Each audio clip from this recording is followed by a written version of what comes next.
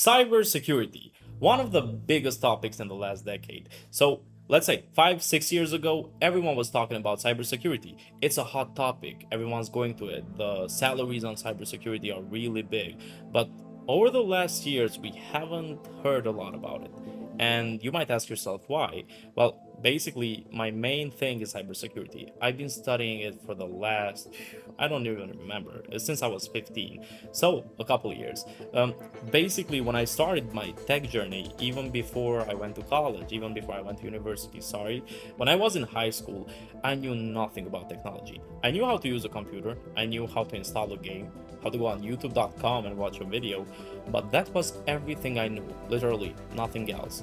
But I was getting more interested in software engineering, coding mainly, so I wanted to learn programming.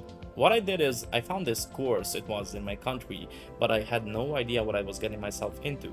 I wanted to learn programming and I enrolled on the course. It had a really good price, expensive one, and I thought I was going to learn programming. So the first lesson was Linux 101. In the beginning, I thought, hey, this is not lots of programming because we were learning about a new operating system. I knew Windows, I never heard about Linux, Unix, or even Mac for any sense.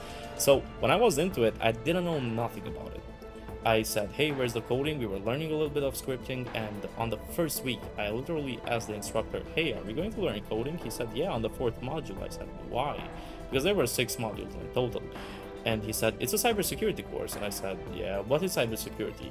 And this was on 2015, so it was not a really big topic back then. Not a lot of people were into it. In my country, 10, 15 people were on cybersecurity and like ethical hacking, penetration testing, but literally no one else. No one in my family knew even that it existed. I learned that it was about like protecting the data, protecting the networks and people from the cyber attacks. It was interesting. It was a really interesting topic, and to this day, I'm still fascinated by the new things that come up. So I learned about cybersecurity at that time. I delved into it. I started learning coding on the side a little bit. Coding, I loved it, but cybersecurity came into my heart. It became my passion, literally. The first step, I went onto a wrong course. I didn't even know what I was getting myself into, but it was really good back then. I started studying, I was trying to work all night, all day. My mind was literally cybersecurity. The first things I did was getting certified. I started this like 6-month course, I got certified, then I joined a different academy. I was taking, of course, online remote courses, and I was getting like different certificates from everywhere. I had some from Cisco, from the CyberArk, but I had lots of certificates. Right now I have 15 certificates on cybersecurity only. So for my cybersecurity career, the first step that I did was learn and get certified.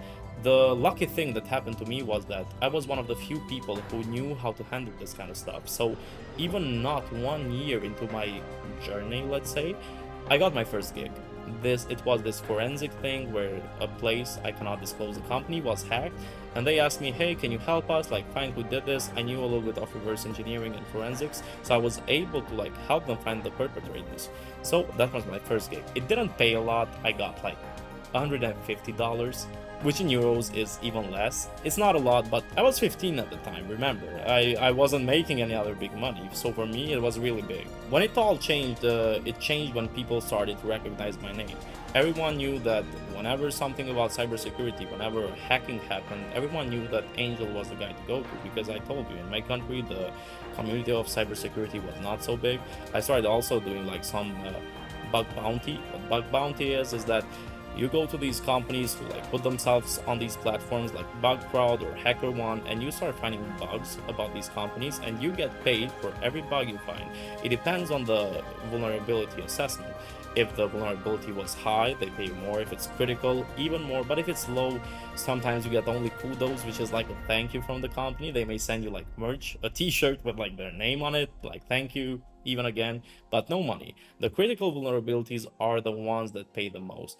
The journey was interesting. I started getting lots and lots more gigs. It was like I had like a part-time job with cybersecurity, but I immediately started getting offers from lots of companies.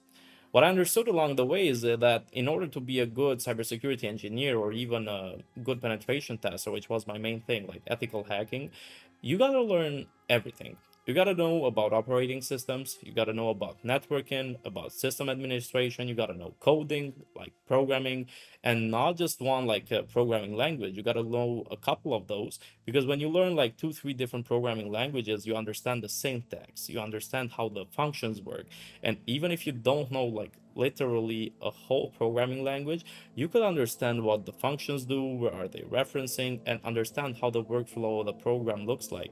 And that helped me a lot. So when I did like no, not even 2 years, but like a year and a half, I finished like I had like six, seven, not seven, I have even like nine certificates around that time on 2016, in the end of 2016. What happened around that time is that lots of people started offering me jobs, and they were really high paying jobs around that time. And remember, I was like 16, 17 at the time. I wasn't even 18 years old. And I had an offer for a software engineer or a programmer, like a junior. I got an offer for a system administrator. There was this really big company. They gave me a really good offer for their salary. And I had also an offer for like only cybersecurity. Plus, companies from all around the world were telling me, hey, do you want to join us in the beginning, get like an internship for cybersecurity, then you can rank up, blah, blah, blah. But not long after that, I started my own business. So they all went to drain. Right now, I want to talk to you about one of the best platforms that's out there right now. I don't know if you've ever heard, but CourseCareers.com is the go-to platform for aspiring software engineers. Not just software engineers, you have different pathways over there too. But if you want to learn coding or programming and land the job really fast, CourseCareers.com is the place for you. You go onto it, sign up, click on the link in my description, get on a free trial, register on it, and you get the discount. If you like what you're looking, you can buy the full course, and I guarantee you in 4 months or less you will be able to learn software engineering. So like 2 years into that, I started my own business. We were doing like mostly business development from the beginning. We were offering digital solutions to the businesses. I still was doing cybersecurity, but it was not my main thing. And over time, I never decreased the interest. To this day, cybersecurity is one of the main services we offer at the company. It's still pretty interesting to me. But what I can say is that the whole industry has decreased a little bit. Like 5 years ago, 4 years ago, you would hear about it on the news every day. There were cyber attacks, there were new people getting certifications. You had cyber experts on literally any TV channel or like YouTube video you would see, because it was a trending topic. It's not anymore, because the whole community, we can say the majority has been replaced. By what?